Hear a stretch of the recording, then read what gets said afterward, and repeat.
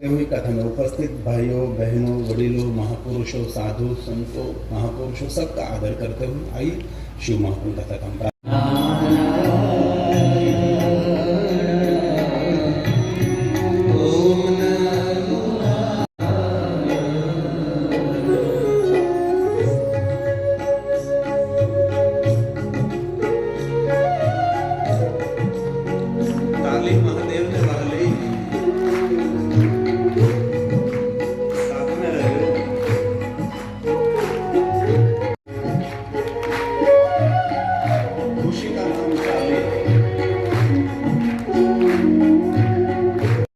कहने का मैं प्रयास करूंगा। और कोई ऐसी उड़ती हुई बात, कोई काल्पनिक बात आपके सामने कहने का मैं कभी प्रयास नहीं करता। मेरे पास जो प्रमाण होगा, मेरे पास जो आधार होगा, वो मैं कहने का प्रयास करूंगा। किसी व्यक्ति को भ्रम में नहीं, भ्रांति में नहीं, किसी के श्रद्धा का खंडन न हो, उनका पूरा मैं ख्याल रखूंगा। और व्यास भगवान ने जो जो कहा वो मैं कहने का प्रयास करूंगा। और बहुत पुनः पुनः आदर करता हूँ। मैं छोटा उदयपुर पहली बार आया हूँ। ये कथा पूर्ण करके मैं 6, साढ़े 6 बजे जागेश्वर महादेव का दर्शन भी करूंगा। क्योंकि आज पहला दिन है, थोड़ी सी व्यवस्था में लगे रहते हम सभी। तो आप सभी जानती है ग्रंथ का नाम शिव पुराण नहीं, शिव महापुराण। कई लोग कहते हैं शिव पुराण नहीं, शिव महापुराण, चूंकि महादेव जी का पुराण है। देवलिपि देवभाषा संस्कृत में है। हम हमारी राष्ट्रभाषा हिंदी में समझने का प्रयास करेंगे, लेकिन मेरी मातृभाषा गुजराती है, इसलिए थोड़ी थोड़ी गुजराती कहीं कहीं आपको झलक देखने को मिलेगी। क्योंकि जो मातृभाषा है उनका तो थोड़ा सा तो भाव रहेगा। और मैंने बहुत बार कहा, मैं रात्रि में सो जाता हूँ तो सपना भी मुझे गुजराती में आते हैं, क्योंकि मेरी मातृभाषा गुजराती है। एक सपना विज्ञान है, मनोविज्ञान है। जो मातृभाषा होगी उसमें ही सपना आते हैं, और दूसरी भाषा में कभी आपको सपना नहीं आ सकते। ये सत्य है।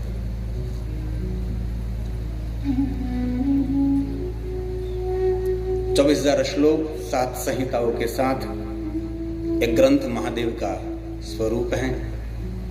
शब्द मूर्ति महादेव जी की है। और बहुत हृदय से कहता हूं, मानव मात्र जीव मात्र के लिए तो सही, लेकिन महादेव के भक्तों के लिए शिव भक्ति का सही मार्गदर्शन करने वाला श्रेष्ठ ग्रंथ ये शिव महापुराण ग्रंथ है। तो आज कथा का पहला दिन है। हम शिव महापुराण भगवान को प्रणाम करेंगे, क्योंकि 9 दिन के लिए शिव महापुराण ग्रंथ का श्रवण करना है, सेवन करना है, अनुष्ठान करना है, उपासना करनी है। और पहले दिन आप सभी को मैं हृदय से कहता हूँ, कथा कोई मनोरंजन नहीं है। कथा हंसने के लिए, गाने के लिए, नृत्य करने के लिए नहीं है। ठीक थोड़ा सा कर लीजिए।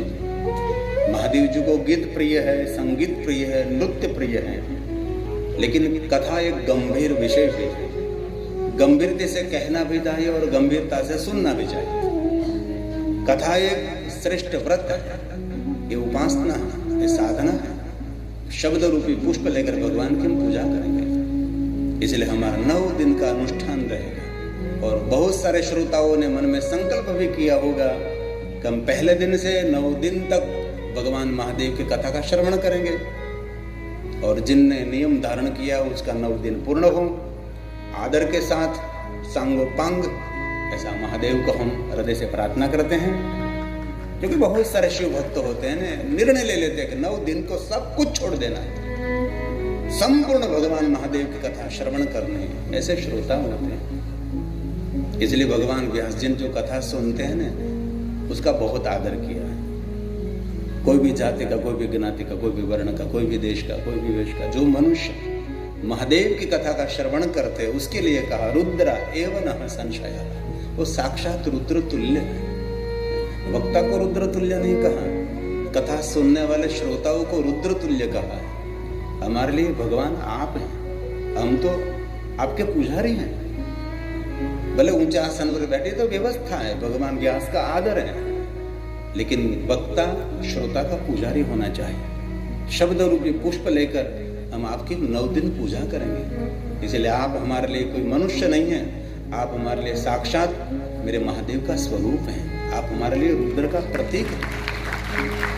ये भगवान व्यास का वचन है। तो वक्ता को कैसे कथा कहनी चाहिए? जैसे शंकर भगवान की पूजा करते हैं वैसे वक्ता को वक्तव्य देना चाहिए।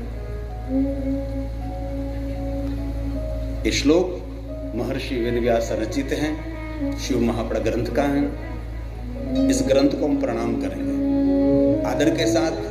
हम सब साथ में मिलकर भगवान व्यास जी के शब्दों में प्रणाम करेंगे, भाव से और भक्ति के साथ और संपूर्ण श्रद्धा के साथ। आइए हम सब साथ में गाएंगे।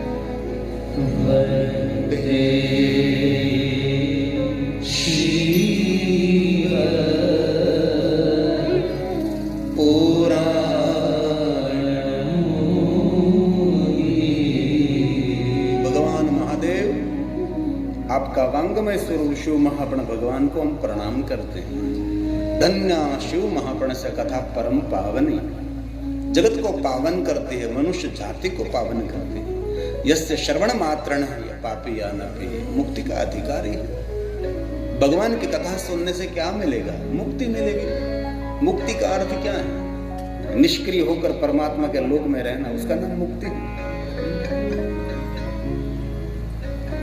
शिव महापड़ा ग्रंथ में भगवान व्यास जी ने मुक्ति का अर्थ किया है स्वतंत्रता। मुक्ति का अर्थ ऐसा नहीं कि मरने के बाद कोई ऐसा लोक मिलेगा कि जहां आत्मा रहता है, ऐसा कुछ नहीं। मुक्ति का अर्थ व्यास जी ने कहा छुटकारा।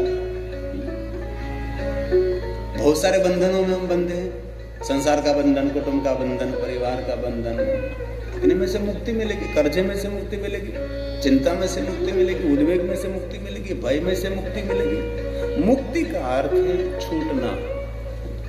ऐसा कोई अर्थ ना करे संकुचित के मरने के बाद जो गति हो रही है उसको ही मुक्ति कहते हैं। ऐसा भाव व्यास जी का नहीं होता। व्यास भगवान का भाव है रोग में से मुक्ति, व्याधि में से मुक्ति, उपाधि में से मुक्ति, चिंता में से मुक्ति, कर्जे में से मुक्ति, बंधनों में पड़ा है उनमें से मुक्ति। ऐसे बहुत सारे अर्थों में भगवान व्यास जी ने मुक्ति का अर्थ लिया है। सदाशिव महास्थानम परम धाम परम पदम। जिस भूमि पर भगवान महादेव की कथा गाई जाती है इस भूमि को परम धाम कहा है।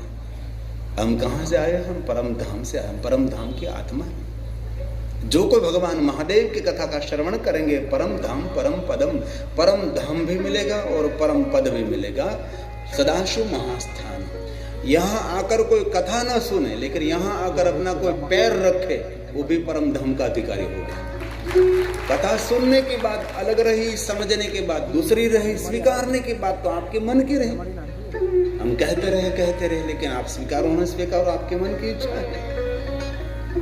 इसलिए भगवान व्यास ने कहा है जो कथा श्रवण करेंगे कृतार्थ वो कृतार्थ हो जाएगा।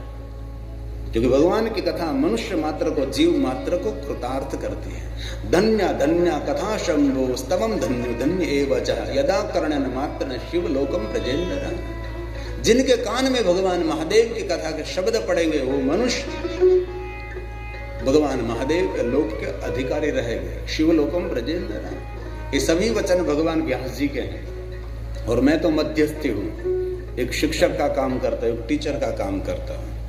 जो मैंने पढ़ा है, जो मैंने गुरुजनों के चरणों में बैठकर सीखा है, विद्वानों के पास से मैंने जो पाया है वो कहने का प्रयास करता हूँ। जो कुछ बोलूँगा, जो कुछ कहूँगा भगवान व्यास का प्रसाद होगा। इसलिए मैं एक मध्यस्थी हूँ, सिर्फ आप तक भगवान व्यास की बात और व्यास का संदेश में पहुंचाने का प्रयास करूं। इसलिए कथा सुने कैसे? शिव प्राप्ति भवे। हम सभी को भगवान महादेव का सानिध्य कैसे मिले, ऐसा भाव प्रकट करके हम कथा का श्रवण करेंगे। और भगवान का सानिध्य कैसे मिलेगा? तो श्रवण प्रीति ही लालसा। जिनके हृदय में भगवान की कथा सुनने का भाव रहता है, कथा सुनने की प्रीति रहती है, वो भगवान तक पहुंच सकता है। हर व्यक्ति के लिए सत्संग बहुत आवश्यक है। साधु, सन्यासी, व्रती, त्यागी, वैरागी, सबके लिए कथा है। ऐसा कभी नहीं सोचना था कि हमने सब कुछ छोड़ दिया, मेरे को कथा को जरूर नहीं है। लेकिन हर जीवात्मा दुनिया का सब कुछ छोड़ सकता है, लेकिन जिस जीवात्मा ने कथा छोड़ दी समझो उनके जीवन में व्यथा शुरू हो गई। इसलिए कथा हमारे लिए औषधि है। कथा हमारे लिए जड़ी बूटी है। सदाशिव्या सदाशिव्या सदाशिव्या विशेषतः एत शिव प्रणस्य कथा परम पावन, जगत को पावन करते, जगत को धन्य करते, इसलिए हर व्यक्ति के लिए कथा है।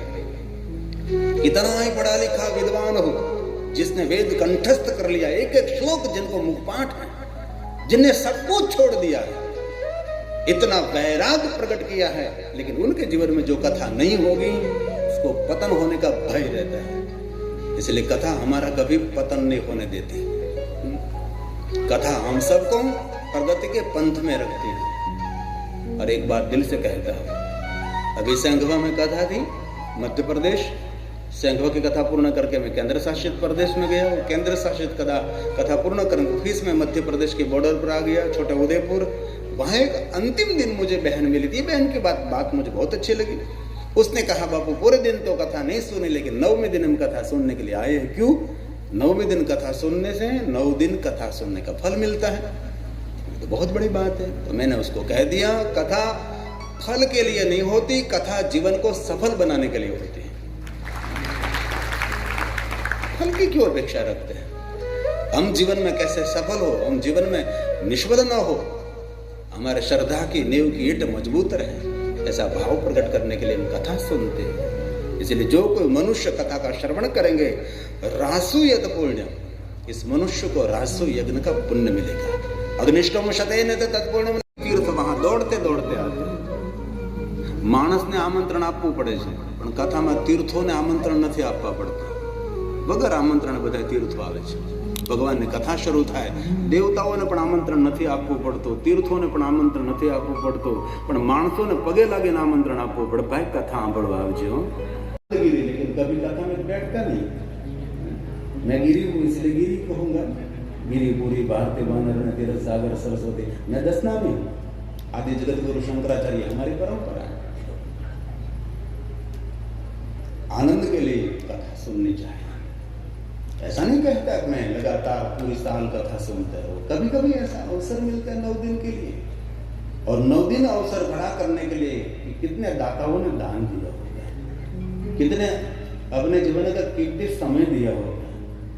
जब से कथा का विचार उठा तब से मीटिंग चर्चा संपूर्ण वार्तालाप निरंतर रहता है। हजारों काम रहता है कथा को सफल बनाने के लिए। છોટાઉદેપુર સહિત રાજ્ય, દેશ અને દુનિયાના સમાચાર જોવા માટે સબસ્ક્રાઈબ કરો તીર સમાચાર અને બેલ આઇકોન જરૂર દબાવો।